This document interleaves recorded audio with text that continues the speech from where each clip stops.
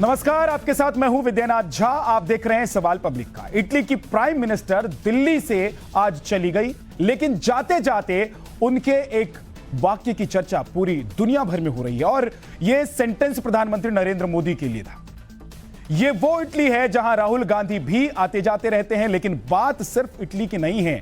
World leader को लेकर Europe बहुत बड़ा संकेत दे रहा है और मानो वर्ल्ड लीडर का सर्वे चल रहा हो। फ्रांस के मैक्रो, जर्मनी के ओलाफ शॉल्ज और वहां के चांसलर हैं। ब्रिटेन के mister prime minister Rishi Sunak, सबका ओपिनियन पोल आ चुका है और जो बातें उन्होंने कही है वो सबके सामने है। किसने क्या कहा है, क्या सचमुच प्रेरणा देने वाले रास्ते पर प्रधानमंत्री नरेंद्र मोदी चल रहे हैं और प्रणेता के पथ पर चलने वाले नरेंद्र मोदी अपने युग प्रणेता बनने वाले हैं? सवाल पब्लिक का आज यही है।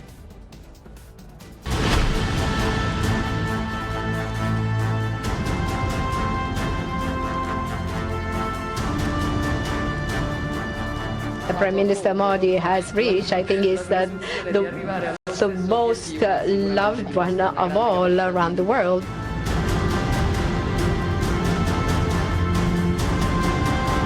Dear Prime Minister, dear Narendra, I'm very glad to have the opportunity to see you.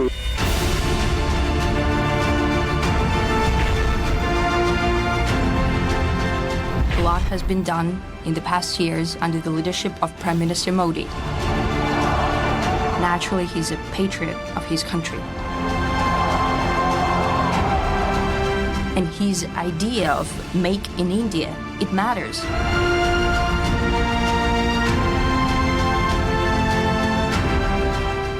As I think you know, Mr. Prime Minister, I've long believed that the U.S.-India relationship can help us solve an awful lot of global challenges.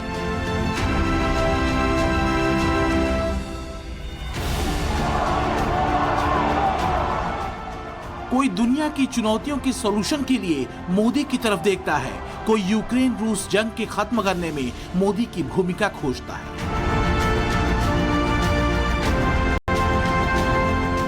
कोई global मंदी से निपटने में मोदी सूत्र को साधता है, कोई मोदी की लीडरशिप का कायल होकर बेबाक कहता है, PM Modi most love of all world leaders.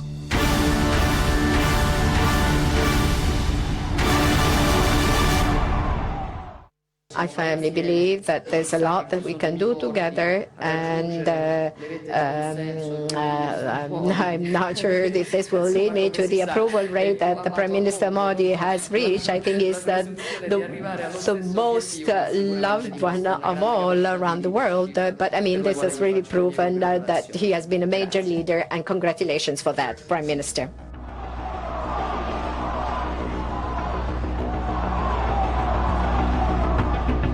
दरअसल राष्ट्रवाद के गाढ़े रंग से जो तस्वीर हिंदुस्तान की मोदी ने गढ़ी है, वो सदियों बाद दुनिया ने देखी है। यूरोप इसी बदली हुई तस्वीर का कायल है, जो बेहद साफ है, सटीक है, वास्तुनिष्ठ है और विजनरी भी। जो कट्टरपन के खिलाफ है, जाति भेद के खिलाफ है, जिसका लक्ष्य एक है, सबका साथ और सबका विकास। अब सवाल यह है कि आखिर मोदी की मुरीद इटली की पीएम जॉर्जिया मेलोनी क्यों हो गए? दरअसल बात सिर्फ मेलोनी की नहीं है, बल्कि पूरा यूरोप 2014 के बाद से हिंदुस्तान की बदली हुई तस्वीर को आंखें फाड़े देख रहा है। नस्लवाद, साम्राज्यवाद, समाजवाद जैसी चूकी हुई थ्योरी से आगे अब वहां भी हनक राष्ट्रवाद की सुनाई दे रही है।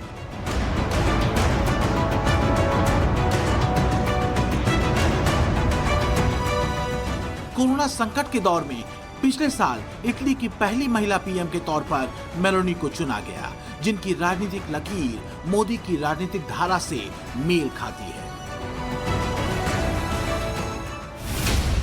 मोदी की तरह ही मेलोनी भी धुर राष्ट्रवादी हैं, दक्षिणपंथी लीडर के तौर पर पहचान रखती हैं, कट्टर धार्मिक हैं और परंपरा और संस्कृति की पक्षधर हैं। राष्ट्रवादी मेलोनी के लिए भी राष्ट्रहित सर्वोपरि है। यूरोप गहरे आर्थिक मंदी के दौर से गुजर रहा है। गिरती अर्थव्यवस्था, बेतहाशा महंगाई से लोगों का टूटता सब्र यूरोपीय देशों के राष्ट्राध्यक्षों को परेशान कर रहा है। ऐसे में यूरोप के लिए एक बड़ी उम्मीद की तरह है नया हिंदुस्तान और संकट के सॉल्यूशन का मोदी ब्रांड। और ये ब्रांड विश्ववाद को वसुधैव कुटुंबकम के भावुक मंत्र पर उतारता है, जो तुर्की के भूकंप त्रासदी में फौरन सहायता भेजता है, कोरोना संकट में दुनिया की मदद करता है, योग से पूरी दुनिया को जोड़ता है, आतंकवाद के खिलाफ वैश्विक मुहिम छेड़ता है और 2023 में दुनिया को खाद्यान्न संकट से बचाने के लिए मिलेट्स पर जोर देता है और दुनिया उसकी बात मानती भी है। आपको पता है कि भारत के कहने पर साल 2023 को इंटरनेशनल ईयर ऑफ मिलेट्स घोषित किया गया है। अपने डाइट चार्ट में आप मिलेट्स को शामिल करेंगे तो ये भी आपको बेहतर स्वास्थ्य में मदद करेगा। और इसलिए इटली की पीएम जॉर्जिया मेलोनी कहती हैं, मोदी दुनिया भर के नेताओं के प्रिय नेता हैं। जाहिर है मोदी का ग्लोबल विजन ही उनको वर्ल्ड प्लेटफॉर्म पर पोजीशन करता है।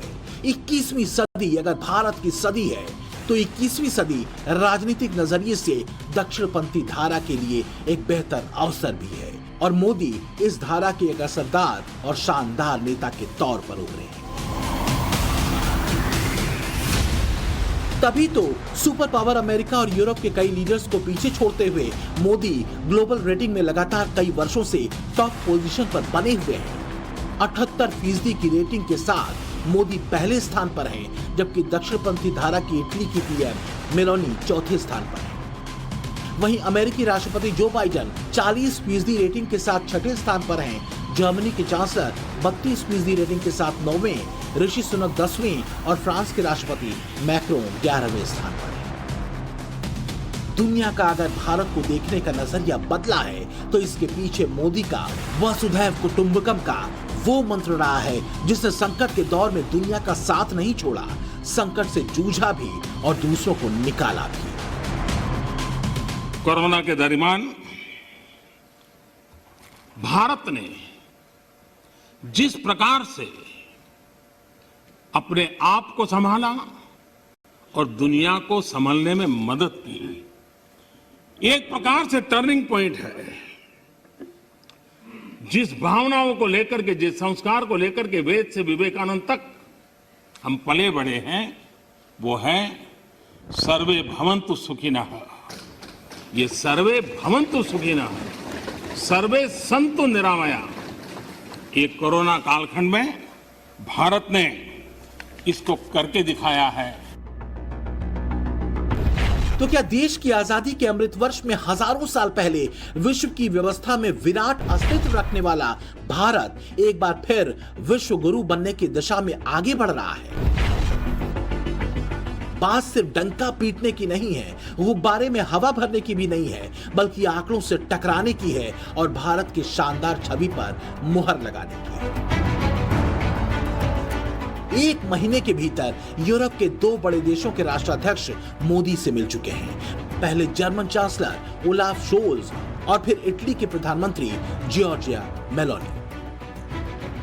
पूरी दुनिया के हिंदुस्तान की तरफ पॉजिटिवली देखने की हजार गवाहियां हैं। यूरोप बखूबी समझता है कि आर्थिक मंदी से अगर उबरना है तो मोदी विजन को ही गवर्नेंस वर्जन बनाना पड़ेगा।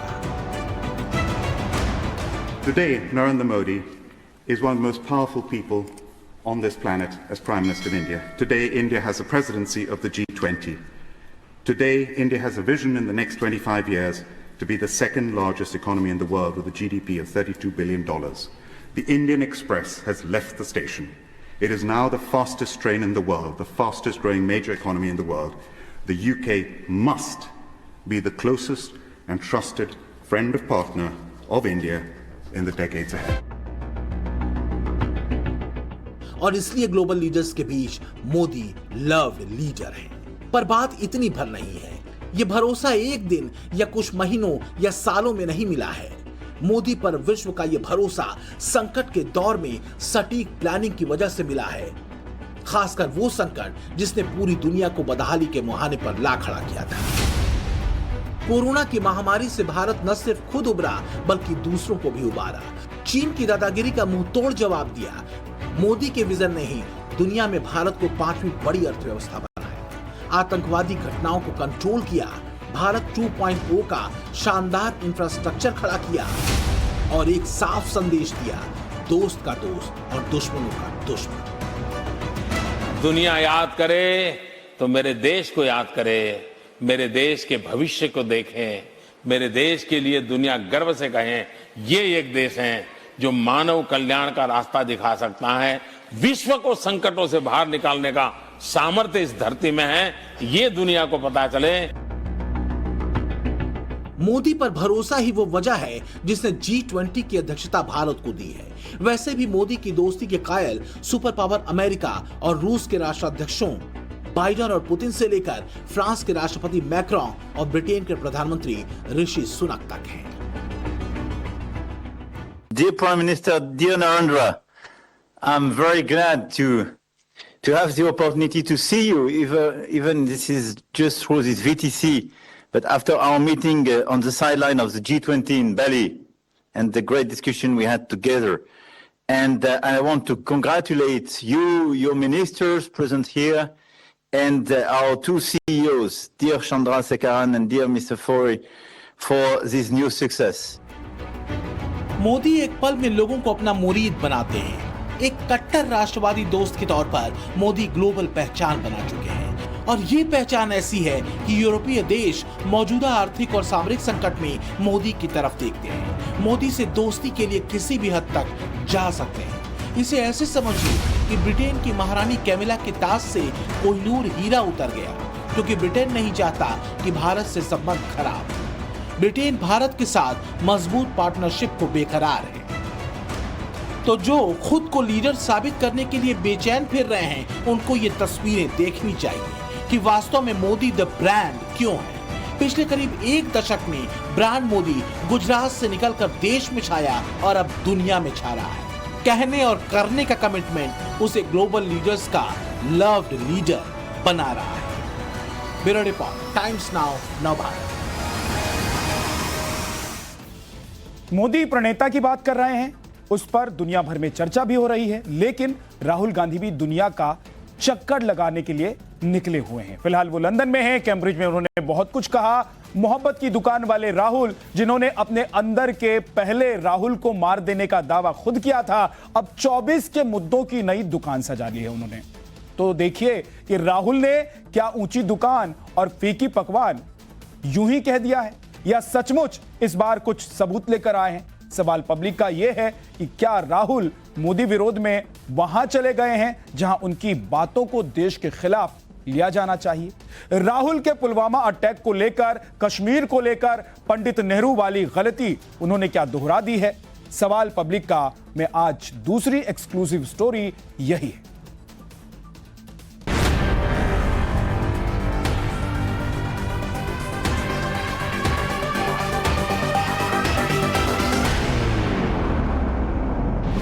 I myself had Pegasus on my phone. Large number of politicians have Pegasus on my phone, on their phone. I've got number of criminal libel cases for things that, you know, should under no circumstances be criminal libel cases. We're facing an attack on the basic structure of Indian democracy. Learning to listen in the 21st century, यानी 21वीं सदी में सुनने की सीख हासिल करना। कांग्रेस के सबसे बड़े नेता राहुल गांधी लंदन की कैम्ब्रिज यूनिवर्सिटी में इसी विषय पर बोलने गए थे। लेकिन क्या राहुल गांधी जी ने विदेशी धरती से भारत के लोकतंत्र पर जो टिप्पणियां की हैं, उसमें लर्निंग टू लिसन का एक कतरा भी है? राहुल के भाषणों में, आख्यानों में, आरोपों में क्या वो तत्व रंच मात्र भी है जिससे भारत के लोकतंत्र में कल कल निनाद हो रहे स्वरों को वो सुन पा रहे हैं? की पूर्वोत्तर की जीत हमारी है। Rahul Gandhi ji learning to listen कर रहे होते तो शायद भारत का लोकतंत्र जो कह रहा है उसको सुन रहे होते। वो कहते हैं मर जा मोदी, देश कह रहे हैं मत जा मोदी, मत जा मोदी, मत जा। राहुल गांधी के लिए नया नहीं है कि वो मोदी युग के भारत में लोकतंत्र को खत्म हुआ मानो ये उनके लिए नित्य कर्म हो। 2022 में भी लंदन की कैम्ब्रिज यूनिवर्सिटी में उन्होंने कहा था कि भारत में मोदी सरकार ने केरोसिन छिड़क रखा है। India is not in a good place. The BJP has spread kerosene all over the country. You need one spark and we'll be in big trouble. अब की बार राहुल फिर कैम्ब्रिज यूनिवर्सिटी आए तो वो उन मुद्दों को भी अपने आरोपों के घेरे में ले आए जिन पर भारत का सुप्रीम कोर्ट अपना फैसला सुना चुका है। So that's what I described: capture and control of media and the judiciary, surveillance and intimidation. I myself had Pegasus on my phone. Large number of politicians have Pegasus on my phone, on their phone. I've been called by intelligence officers who tell me, listen, please be careful what you're saying on the phone because we are sort of recording this stuff. So this is a constant pressure that we feel. अगस्त 2022 में भारत के supreme court ने फैसला दिया था कि technical committee को 29 mobile phone के forensic analysis में पेगासस स्पाईवेयर के सबूत नहीं मिले। लेकिन लर्निंग टू लिसन की बात करते हुए राहुल गांधी ने सुप्रीम कोर्ट के इस फैसले को नहीं सुना। नरेंद्र मोदी सरकार के खिलाफ राहुल गांधी हमलावर हो जाएं तो ये उनका अधिकार है, लेकिन अधिकार के साथ जिम्मेदारी लेनी पड़ती है। जिम्मेदारी लेनी पड़ती है कि आप जो कहें उसका ठोस आधार हो, आप जो कहें उसमें सत्यमेव जयते का भाव हो। Cases on opposition, I've got number of criminal libel cases for things that, you know, should under no circumstances be criminal libel cases, but that's the story, right? And that's what we are trying to defend. किस criminal case की बात कर रहे हैं राहुल गांधी जी? क्या national Herald मामला जिसमें आप और आपकी माताजी पूर्व कांग्रेस अध्यक्ष सोनिया गांधी गंभीर भ्रष्टाचार के मामले में बेल पर हैं, या फिर बीकानेर जमीन घोटाले का मामला जिसमें कांग्रेस महासचिव प्रियंका गांधी के पति रॉबर्ट वाड्रा आरोपी हैं, या फिर गुरुग्राम भूमि अधिग्रहण मामला जिसमें रॉबर्ट वाड्रा के साथ साथ हरियाणा के पूर्व मुख्यमंत्री और आपकी पार्टी के नेता भूपेंद्र सिंह हुड्डा आरोपी हैं, या फिर राहुल गांधी राफेल डील मामले में सुप्रीम कोर्ट में अपने माफीनामे को उत्पीड़न मान रहे हैं। याद है ना कि राहुल ने आरोप लगाया था, फिर उसे सुप्रीम कोर्ट का बयान बता दिया था और फिर माफी मांगनी पड़ी थी। सुप्रीम कोर्ट कहता है कि नरेंद्र मोदी जी जो देश के चौकीदार बने हैं वो चोर हैं। भारत का जो लोकतंत्र, भारत की जो व्यवस्था आज नरेंद्र मोदी को चुन रही है, उसी व्यवस्था से राहुल गांधी के नाना, दादी, पिता प्रधानमंत्री बने। उनकी मां और खुद 10 वर्ष तक सरकार की धुरी रहे। उसी लोकतंत्र के मौजूदा दौर में राहुल गांधी को खोट क्यों दिखने लगा? क्या राहुल गांधी और उनके साथी लर्निंग टू लिसन का पाठ भूल गए हैं? राहुल मोदी सरकार पर तरह तरह के आरोप लगाते हैं, लेकिन प्रधानमंत्री मोदी सफलतापूर्वक जनता को विपक्ष की नीति और नियत का अंतर बताते हैं। Giving ladies gas cylinders or giving people bank accounts is not a bad thing, it's a good thing. But that sort of misses the point, right? Because in my view, Narendra Modi is destroying the architecture of India. So I'm not too bothered about 2 or 3 good policies that he's doing if he's blowing my country to smithereens or our country to smithereens. कुछ दलों द्वारा पर्दे के पीछे गठबंधन करके भाजपा को बाहर रखने का खेल भी आज देश देख रहा है। एक राज्य में दोस्ती और दूसरे राज्य में कुश्ती, ऐसा करने वाले राजनीतिक दलों का असली चेहरा जनता के सामने आ चुका है। प्रधानमंत्री मोदी ने यह कुश्ती वाली बात बड़ी दिलचस्प कही। जनता को बुलावे में रखने की कुश्ती, मुद्दों से भटकाने की कुश्ती, लोकतंत्र को अपनी सुविधा के मुताबिक परिभाषित करने की कुश्ती। क्या राहुल गांधी कैम्ब्रिज यूनिवर्सिटी के मंच से ये नहीं कर रहे थे? What's happening? The institutional framework which is required for a democracy, parliament, a free press, the judiciary, just the idea of mobilization, just the idea of moving around, these are all getting constrained. So we are facing an attack on the basic structure of Indian democracy. Rahul Gandhi की बात माने तो भारत की संसद, भारत की press, Bharat की न्यायपालिका पर क्या आपातकाल लगा है? अभी गुरुवार को ही सुप्रीम कोर्ट ने चुनाव आयुक्तों की नियुक्ति में नई व्यवस्था दे दी। अब तक जो सिर्फ सरकारें करती रहीं, उसमें विपक्ष और चीफ जस्टिस की भूमिका तय हो गई है। और राहुल कहते हैं कि भारत में दूसरी विचारधाराओं की आजादी छिन गई।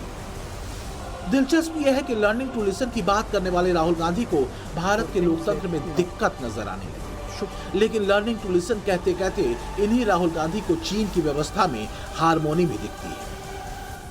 Now, the way the Americans value individual liberty, the Chinese value harmony.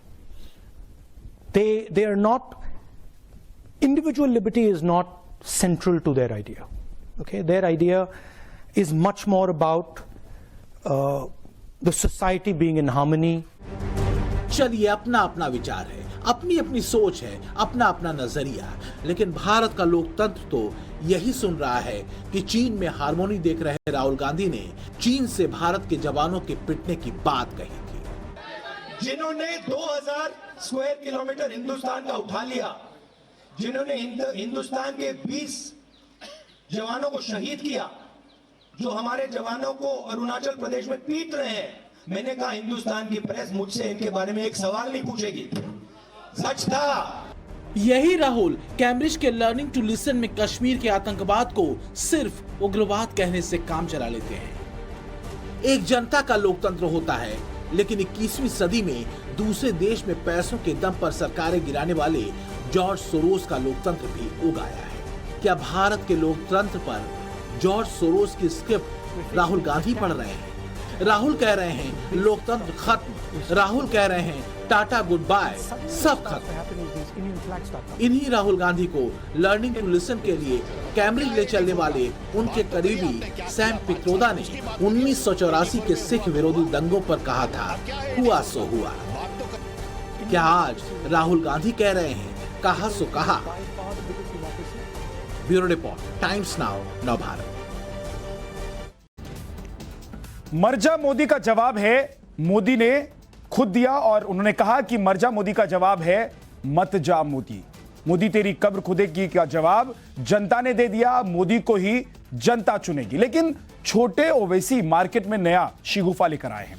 दरअसल असदुद्दीन ओवैसी और अकबरुद्दीन ओवैसी दोनों भाईजान की जान इस वक्त सासत में है और इसीलिए सवाल खास है और उनके साख का भी है। 24 का चुनाव तो है ही, उनके खुद के यहां भी चुनाव है और इसीलिए जब मोदी वर्ल्ड लीडर के बीच होते हैं, अकबरुद्दीन बेहद तल्ख अटैक करते हैं, टिप्पणी करते हैं, बोलते हैं उनके लिए और छोटे ओवैसी फिर से पुराने फॉर्म में लौटना चाहते हैं। अकबरुद्दीन ने क्या कहा उसे आपको सुनवाते हैं। सवाल पब्लिक का है कि क्या ओवैसी ब्रदर्स इसलिए परेशान हैं कि मोदी के साथ मुसलमान हैं? ये हुकूमत जुल्म कर रही है बच्चों पर। क्या ये जानते हैं कि एक बच्चे की आंख चले गई, बेटियों को मारा गया, शर्म नहीं है इनको, बच्चों को मार रहे। हम मिट जाएंगे, मर जाएंगे, लेकिन अपनी कौम को तबाह बर्बाद होने नहीं देंगे। बड़े मियां तो बड़े मियां, छोटे मियां सुभान अल्लाह। ओवैसी ब्रदर्स जब भी बोलते हैं, जुबान से अंगारे बरसते हैं। मोदी के नाम से इन्हें जोरदार करंट लगता है। मौका चाहे कोई हो, जगह चाहे कोई हो, एंटी मोदी सोच को हवा देने में सबसे आगे रहते हैं ओवैसी भाईजान। कभी चाय वाले बन जाते हैं, कभी चौकीदार बन जाते हैं, कभी फकीर बन जाते हैं। अरे भाई, हमको ना चाय चाहिए ना चाय वाला चाहिए, ना चौकीदार की सीटी चाहिए ना चौकीदार की टोपी चाहिए। हमको ना फकीर चाहिए ना फकीर का थैला चाहिए, हमको एक ताकतवर वजीर आजम चाहिए। वो एक ताकतवर वजीर आजम दे दो, बस यही काफी है। हैदराबाद के मुख्यालय दारुल इस्लाम में AIMIM के 65वें स्थापना दिवस समारोह में छोटे भाईजान जब बोल रहे थे, तब शायद वो मुसलमानों को भड़काने के चक्कर में मोदी की ताकत भूल गए, या यूं समझिए कि मोदी की ताकत को जानबूझकर नहीं बताया। क्योंकि आजाद भारत में मोदी से पहले 14 प्रधानमंत्री आ चुके थे, जिनमें किसी ने हिम्मत नहीं दिखाई कि जम्मू कश्मीर को 370 से मुक्त कराया जाए। सालों से 3 तलाक का शिकार हो रही मुस्लिम महिलाओं को मोदी के अलावा किसी और ने निजात नहीं दिलाई। सर्जिकल स्ट्राइक, CAA और नोटबंदी जैसे फैसले मोदी ने अपनी ताकत के दम पर ही लिए। मोदी की यही ताकत उनकी लोकप्रियता में तब्दील होती चली गई और आम जनमानस के पटल पर उन्होंने अपनी जबरदस्त पहचान बना ली। तब भी ओवैसी बंधु कहते हैं मोदी में वो दम नहीं। और ये जानते हुए भी कि देश ही नहीं दुनिया के मंच पर भी मोदी ने अपनी ताकत का मजबूती से एहसास कराया है, अपने बलबूते तिरंगे की शान को और ज्यादा बुलंद किया है, क्या ये ताकतवर PM की निशानी नहीं? हालांकि छोटे ओवैसी मोदी नफरत में इतना भरे हैं कि उन्हें कुछ और नहीं सूझता। 15 लाख आ जाएंगे, आ गए। ट्रिलियन इकॉनमी हो जाएगी, इतनी ट्रिलियन उतनी ट्रिलियन हो गई। कुछ नहीं हुई, सिर्फ बातें, सिर्फ बातें। मैं पहले भी कहता था बेहतरीन अदाकार है, बेहतरीन अदाकार है। वही अदाकारी, वही दिखावा। और क्या मिला? मैं बताओ, मुझे बताओ क्या मिला? असदुद्दीन ओवैसी के छोटे भाई अकबरुद्दीन ओवैसी को भले ही ये समझने में देर लगे, मगर उनके बड़े भाईजान मोदी की ताकत को बखूबी जानते हैं, समझते हैं और उसे महसूस भी करते हैं। ये अलग बात है कि 24 की लड़ाई से पहले वो मोदी के खिलाफ हर उस तरीके को अपना रहे हैं जिससे आम हिंदुस्तानी भड़काऊ ही मानता है। यकीनन बीजेपी को हराना है। हम भी नहीं चाहते कि 24 में दोबारा इस वतन अजीज का वजीर आजम नरेंद्र मोदी बने। अगर कोई हमसे बातचीत करना चाहता है, आओ बात करेंगे, मगर वो बोलेंगे तेरे से बात नहीं करेंगे, तू बस खामोश बैठ जा। मैं खामोश नहीं बैठ सकता हूं, खामोश बैठना मेरी फितरत में नहीं है। तो सवाल पब्लिक का यही है कि मोदी मजबूत हो रहे हैं, इसलिए ओवैसी ब्रदर्स डरे हुए हैं। मुसलमान और मोदी की दूरियां कम हो रही हैं, क्या इसलिए भड़काऊ भाईजान मुस्लिमों को भड़का रहे हैं? और क्या मोदी की बढ़ती लोकप्रियता इन्हें हजम नहीं हो पा रही? क्योंकि सिर्फ अकबरुद्दीन ओवैसी ही अकेले मोदी को ताकतवर नहीं मानते, जबकि 140 करोड़ हिंदुस्तानियों से लेकर दुनिया के बड़े मंचों तक मोदी की हर बात सुनी जाती है, गौर किया जाता है और फिर अमल में लाया भी जाता है। वो कहते हैं मर जा मोदी, देश कह रहे हैं मत जा मोदी, मत जा मोदी, मत जा। बात इतनी भर नहीं है, लड़ाई मुस्लिम वोट बैंक की है। डर सियासी जमीन पूरी तरह खिसकने का है, टकराहट डेटा से हो रही है। क्योंकि यूपी के 2022 के चुनाव में 8% पसमानदा मुसलमानों ने बीजेपी को वोट दिया था। यहां AIMIM को आधा फीसदी वोट से भी कम 0.47% वोट मिले थे। गुजरात चुनाव में 14% मुसलमानों ने बीजेपी को वोट दिया, जबकि ओवैसी की पार्टी को महज 0.29% वोट ही मिल सके थे। और तो और जिस तेलंगाना में ओवैसी की पार्टी के सबसे ज्यादा 7 विधायक हैं, वहां बीजेपी की बढ़ती मौजूदगी ने ओवैसी के माथे पर शिकन ला दी है। 2018 के विधानसभा चुनाव में बीजेपी को तेलंगाना में 6.98% वोट मिले थे, जबकि लोकसभा चुनाव में यह बढ़कर 19.45% हो गया। दाऊदी बोहरा समुदाय के बीच प्रधानमंत्री मोदी को देखा जाना भी ओवैसी की लाइन के विपरीत निकला। यही वजह है कि ओवैसी बंधुओं की बेचैनी बढ़ गई है, घबराहट है, सिर्फ मोदी और मुसलमान पर बोल रहे हैं। एक गाना, पुराना गाना गाते हैं भारत के प्रधानमंत्री। उसकी ट्यून ऐसी है कि सबका साथ, सबका विश्वास, सबका विकास, सबका प्रयास। प्रधानमंत्री, ये गाना बहुत पुराना हो गया है। ये गाने में सच्चाई नहीं है, धोखा है। देश के 2024 के चुनावों का काउंटडाउन शुरू हो चुका है। मोदी विरोधियों की सारी राजनीति के केंद्र में मुसलमान है। ऐसे में जब मोदी मुसलमानों की बात करते हैं तो विरोधियों में खलबली मच जाती है। मेरे बोहरा भाई बहन रात में अगर 2 बजे भी लैंड किया है तो 2-5 परिवार तो आए ही है एयरपोर्ट पे। मैं उनको कभी कहता हूं इतनी ठंड में आप क्यों कष्ट उठाते? नहीं बोले, आप आए हैं तो बस हम आ गए। वो दुनिया के किसी भी कोने में क्यों ना हो, किसी भी देश में क्यों ना हो, उनके दिलों में भारत की चिंता और भारत के लिए प्रेम हमेशा दिखाई देता। ये वही ओवैसी है जो देश में हिजाब वाली लड़की को पीएम बनाने का सपना देखते हैं। इनकी राजनीति मौका देखकर उबाल मारती है। खून में भी हिंदू मुसलमान खोजने में माहिर हैं ओवैसी। शब्द लच्छेदार रहते हैं, जुबान में तलखी होती है। मोदी और हिंदुओं के लिए बेशुमार जहर। आप ये समझ रहे हैं कि मुर्गी के बच्चे हैं, अपनी गर्दन को पेश कर देंगे चाकू के सामने। किसकी मां जनी हमारा गर्दन काटा जा सके, बताओ हमको। हालांकि दूसरी तरफ मोदी की ताकत है कि आज दुनिया के क्षितिज पर भारत का डंका बज रहा है और मुसलमान भी मोदी का गुणगान करता है। मोदी इसलिए वोट की परवाह किए बगैर मुसलमानों और अल्पसंख्यकों में बीजेपी की रीच को बढ़ाने का मैसेज देते हैं। इसी कड़ी में 10 मार्च से बीजेपी मुस्लिमों के बीच जनसंपर्क अभियान शुरू करेगी। 2024 तक कई राउंड में यह कार्यक्रम चलाया जाएगा। पहले चरण में 14 राज्यों पर फोकस किया गया है। सूत्रों के मुताबिक बीजेपी ने 60 लोकसभा सीटों को आइडेंटिफाई किया है, जहां मुस्लिम आबादी 30% से ज्यादा है।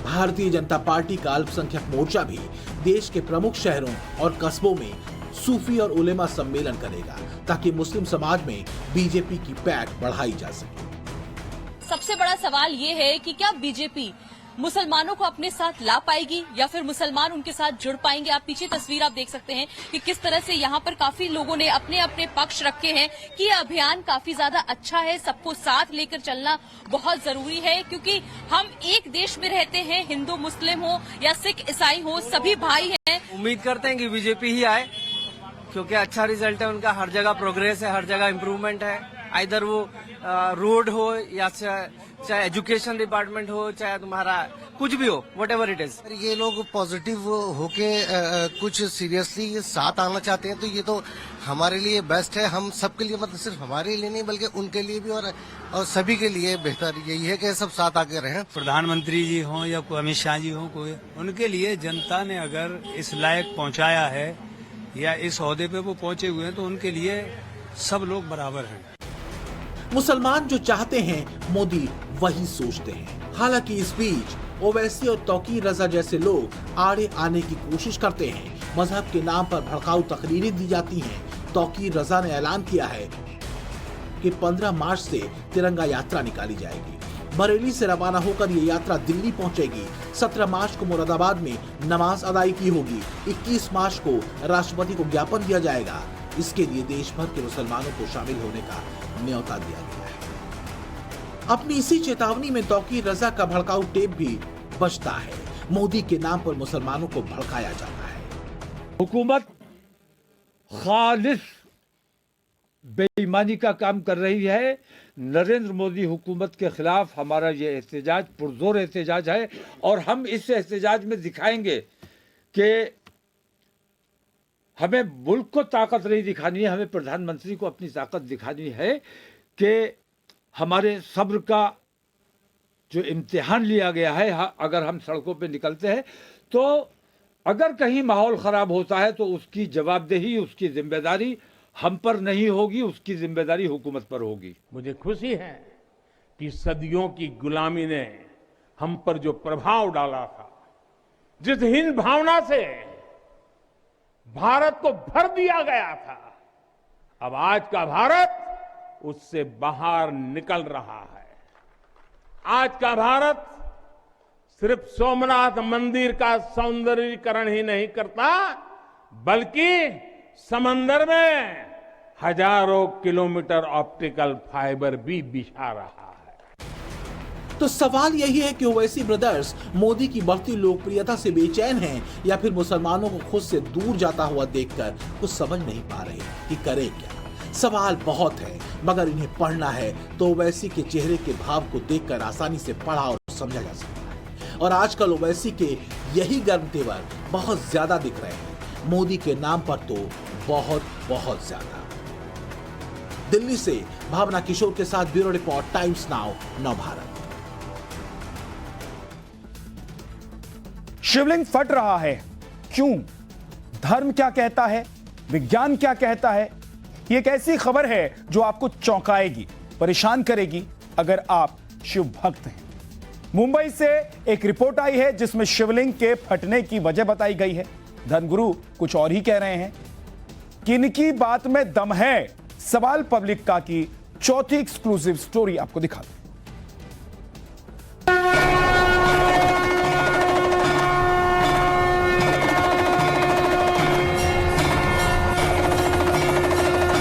महादेव के शिवलिंग में दरार, क्या आने वाली है आफत अपार?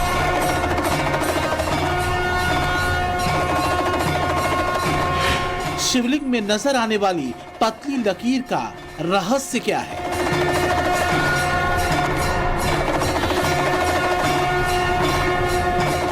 क्या कलयुग के प्रभाव से कुपित हो रहे हैं महादेव?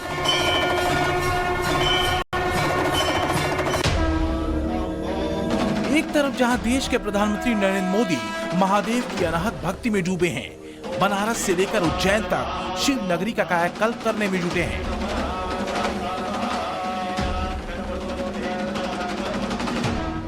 वहीं मुंबई में महादेव के एक मंदिर से ऐसी खबर आई है जिससे भोले के भक्तों की बेचैनी बढ़ गई है। खबर है कि मुंबई के बड़े बाबुलनाथ मंदिर के शिवलिंग में दरार आ गई है।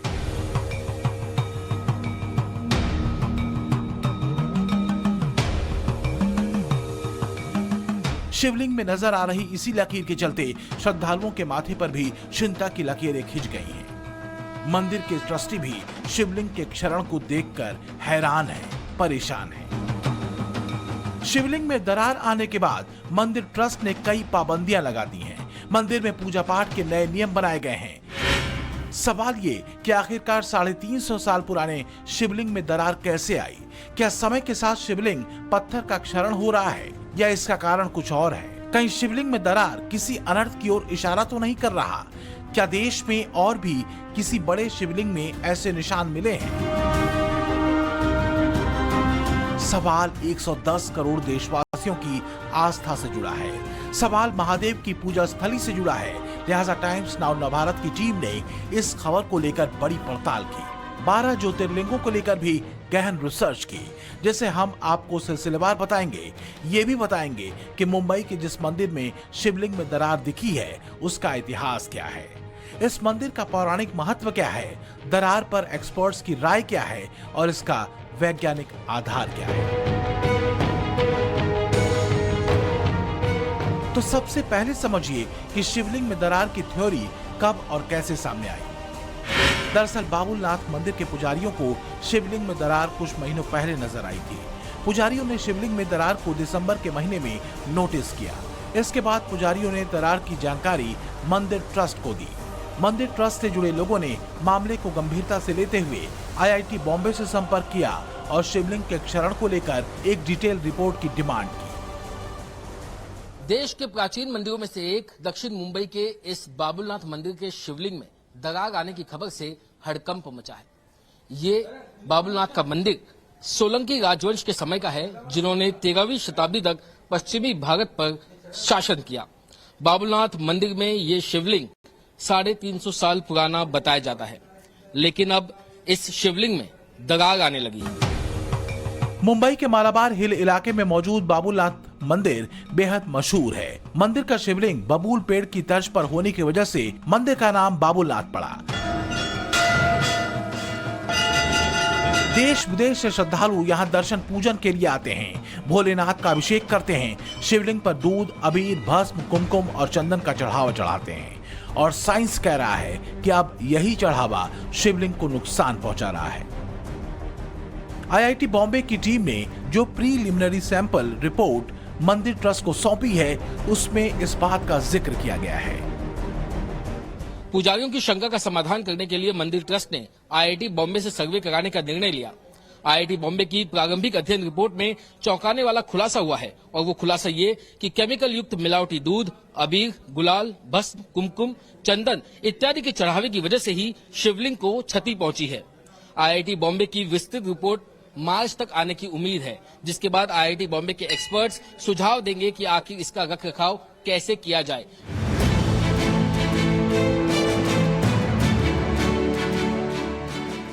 IIT की रिसर्च में जो सच सामने आया है वो हैरान करने वाला है। रिपोर्ट में जो बातें लिखी गई हैं उसे अगर आसान भाषा में समझें तो इसका मतलब ये है कि महादेव को प्रसन्न करने के लिए भक्त जो मिलावटी दूध, केमिकल युक्त गुलाल, भस्म, कुमकुम और चंदन चढ़ा रहे हैं, इसी चढ़ावे से शिवलिंग को नुकसान हो रहा है। इस रिपोर्ट के सामने आने के बाद मंदिर प्रशासन ने शिवलिंग पर दुग्धाभिषेक समेत सभी प्रकार की चीजों के चढ़ाने पर पाबंदी लगा दी है। मंदिर के प्रांगण में कई नोटिस लगाए गए हैं। शिवलिंग पर सिर्फ पानी से जलाभिषेक करने के अलावा फूल और फल चढ़ाने की इजाजत दी गई है। बाकी चढ़ावों पर रोक लगा दी गई है। मंदिर में नए नियम लागू होने से भक्तों में नाराजगी है। वहीं संत समाज में शिवलिंग में दरार की चिंता बड़ी होती जा रही है।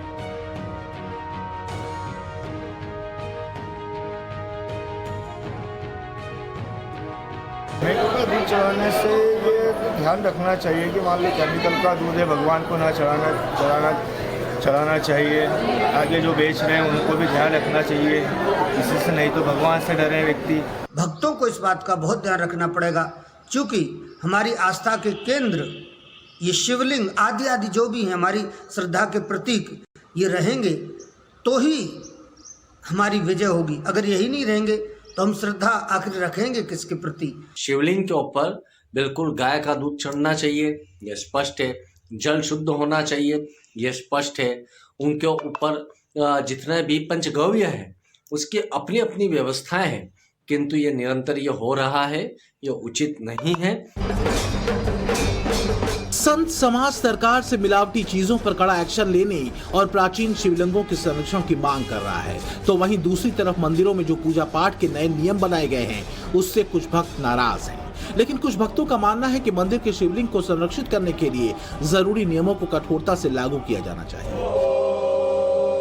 शिवलिंग में कोई चीज से प्रॉब्लम आ रही है, मतलब वो दरार आ रही है, उसका अल्टरनेट ये होता है कि उस शिवलिंग की जगह दूसरा शिवलिंग हम वहाँ पे स्थापित कर दें। ढोल चेंज कर सकते नहीं अपन लोग, अपनी तो इंसान की है कि नहीं भाई भगवान है, उनको जल चाहना है, अपन को दूध चाहना ही है, तो अपनी जगह कर सकते हैं कि कोई अलग से व्यवस्था कर दी जाए, अलग से इकट्ठा दूध इकट्ठा कर लिया जाए, अपन को बाद में उसको किसी को बांट दिया जाए, कर दिया जाए। शायद मंदिर समिति वालों को ही कुछ ऐसा करना चाहिए कि वो वहीं का दूध वहीं से लेकर और लोग चढ़ाएं, और फिर उसके बाद शायद उस दूध का इस तरह से उपयोग किया जा सकता है कि वो गरीबों में बांट दिया जाए, जिससे शायद शिव जी ज्यादा खुश होंगे। मैं ये मानता हूँ कि भगवान का जलाभिषेक, दुग्धाभिषेक तो निरंतर होते रहना चाहिए। बाकी ये मैं सरकार से ये गुजारिश करना चाहूँगा कि इसमें शुद्धता करी जाए। भारत में शिव के 12 ज्योतिर्लिंग हैं। इसमें सोमनाथ, मल्लिकार्जुन, महाकालेश्वर, ओंकारेश्वर, वैद्यनाथ, भीमाशंकर, रामेश्वर, नागेश्वर, त्र्यंबकेश्वर, रामेश्वर, काशी विश्वनाथ, घृणेश्वर और कृष्णेश्वर मंदिर शामिल हैं। ये सभी ज्योतिर्लिंग देश के अलग अलग राज्यों में स्थित हैं। इन्हीं 12 ज्योतिर्लिंगों में से एक है ओंकारेश्वर मंदिर, जो एमपी के खंडवा जिले में स्थित है। इस ओंकारेश्वर मंदिर में ज्योतिर्लिंग को संरक्षित रखने के लिए पूजा के नए नियम तय किए गए हैं। ओंकारेश्वर मंदिर में ज्योतिर्लिंग पर दूध, दही, रंग, गुलाल लगाना और चढ़ाना प्रतिबंधित है। यहाँ केवल नर्मदा के जल से ही महादेव का अभिषेक किया जाता है। दूध, दही, पंचामृत, अबीर, गुलाल, ये सब चीज़ों को बंद कर जो किया गया है इसको बंद कर देना चाहिए, और माँ नर्मदा के पावन जल से ही भगवान भोलेनाथ का अभिषेक होना चाहिए। ऐसे ही उज्जैन के महाकालेश्वर मंदिर में और काशी विश्वनाथ जैसे शिव के ज्योतिर्लिंगों में भी शिवलिंग के क्षरण की बात सामने आ चुकी है। उज्जैन के महाकालेश्वर मंदिर में तो महाकाल के घटते आकार का मामला सुप्रीम कोर्ट तक पहुंच गया था, जिसके बाद जीएसआई और एएसआई की टीम ने महाकाल मंदिर में जाकर सर्वे किया और सुप्रीम कोर्ट को अपनी रिपोर्ट सौंपी थी। 1 सितंबर 2020 को सुप्रीम कोर्ट ने महाकालेश्वर मंदिर के शिवलिंग को संरक्षित करने के लिए आदेश जारी किया था। इस आदेश में कहा गया था कि कोई भी भक्त शिवलिंग पर किसी भी पंचामृत आदि से लेप न करे।